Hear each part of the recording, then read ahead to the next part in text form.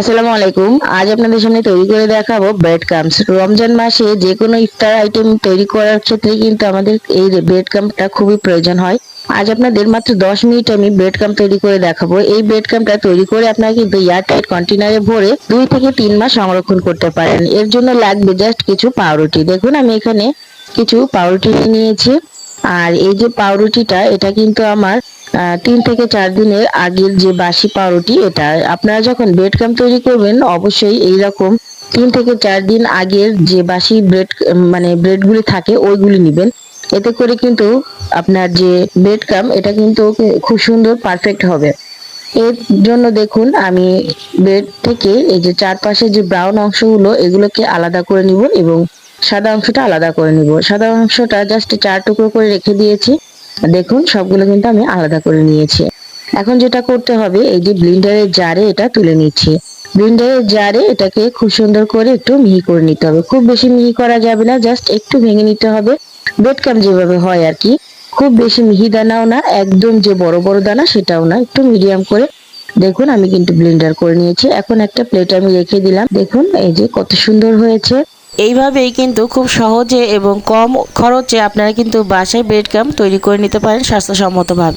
দেখুন পাউরুটির সামনের এবং পেছনের যে রুটিগুলি আছে এটাও কিন্তু আমি ব্রাউন কালারের যে ব্রেড ক্রাম্বটা করব ওইটাতে দিয়ে দিয়েছি। এ পর্যায়ে যারা যারা আমার ভিডিওটি দেখছেন অবশ্যই একটি লাইক করে দিবেন। আপনারা অনেকে আছেন লাইক করতে ভুলে যান। আপনাদের একটি মূল্যবান লাইককে আমার ভিডিওটি কিন্তু অনেকের কাছে পৌঁছাবে এবং অনেকেই কিন্তু এই সহজ রেসিপিটা মাত্র 10 মিনিটে তৈরি করে নিতে পারবে। দেখুন প্রত্যেকটা ব্রাউন কালারের যে রুটিগুলি ছিল এগুলোকে আমি এক করে এখন এটাকেও ব্লেন্ডারে জারে নিয়ে নিচ্ছি। আচ্ছা, এইটাতে যদি আপনারা সুন্দর একটা কালার আনতে চান তাহলে কিন্তু এখানে আপনাদের সামান্য কিছুটা অরেঞ্জ ফুড কালার দিয়ে দিতে হবে। আমি এখানে খুবই সামান্য পরিমাণে দিলাম, আমি খুব বেশি কালার করব না, জাস্ট অল্প একটু অরেঞ্জ ফুড কালার দিয়ে দিয়েছি। আপনারা কিন্তু চাইলে এটা স্কিপও করতে পারেন। এখন দেখুন ব্লেন্ডারের জারে সুন্দর করে ব্লেন্ড করে নিয়েছি। এখন আমি আরেকটা পাত্রে আপনাদের এটা দেখুন দেখিয়ে দিলাম। আমি কিন্তু একদম মিহি দানাও না একদম পুরো না, একটু মিডিয়াম করে এটা কেটে নিয়েছি। এখন চলে যাব চুলায়। চুলায় আগে থেকে একটা প্যান দেখুন আমি বসিয়ে রেখেছি। একদম লো হিটে এটাকে আমি একটু ভেজে নিব। ব্রেড ক্রাম্বটা যখন আপনারা এইভাবে তৈরি করে একটুখানি ড্রাই রোস্ট করে নেবেন তখন কিন্তু ব্রেড ক্রাম্বটা পারফেক্ট মতো হয়ে যাবে। আর এটা কিন্তু নষ্ট হবে না। 2 থেকে 3 মাস আপনারা এয়ারটাইট কন্টেনারে ভরে নর্মাল ফ্রিজে কিন্তু রেখে এটাকে সংরক্ষণ করতে পারবেন 2 থেকে 3 মাস পর্যন্ত। এইভাবে খুব বেশি সময় না, 4 থেকে 5 মিনিটের মতো নর্মাল যে হিটে 4 থেকে 5 মিনিটের মতো লো হিটে এটাকে অনবরত নেড়েচেড়ে একটুখানি ভেজে নিতে হবে।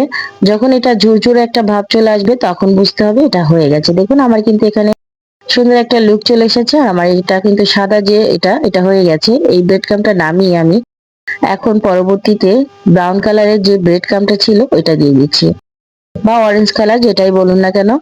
এটাকেও আমি নেড়ে চেড়ে 4 থেকে 5 মিনিটের মতো লো হিটে নাড়তে হবে। আর এখানে কিন্তু নাড়া বন্ধ করা যাবে না, আপনারা কিন্তু অনবরত নেড়ে যাবেন। নেড়ে না দিলে কিন্তু নিচ থেকে পোড়া লেগে যেতে পারে, তখন কিন্তু এটা দেখতে সুন্দর লাগবে না, আর তিতা একটা ভাব হয়ে যাবে।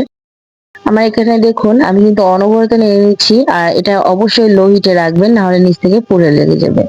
3 থেকে 4 মিনিট পরে দেখুন আমার এটা কিন্তু কালার চলে এসেছে। আর এই পর্যায়ে আমি এখন এটাকে নামিয়ে নিব। আমার কিন্তু এখানে 2টা ব্রেড ক্রাম্বই দেখুন 10 মিনিটের মধ্যেই কিন্তু কমপ্লিট হয়ে গেল। খুব সহজেই কিন্তু আপনারা এটা বাসায় তৈরি করে নিতে পারবেন।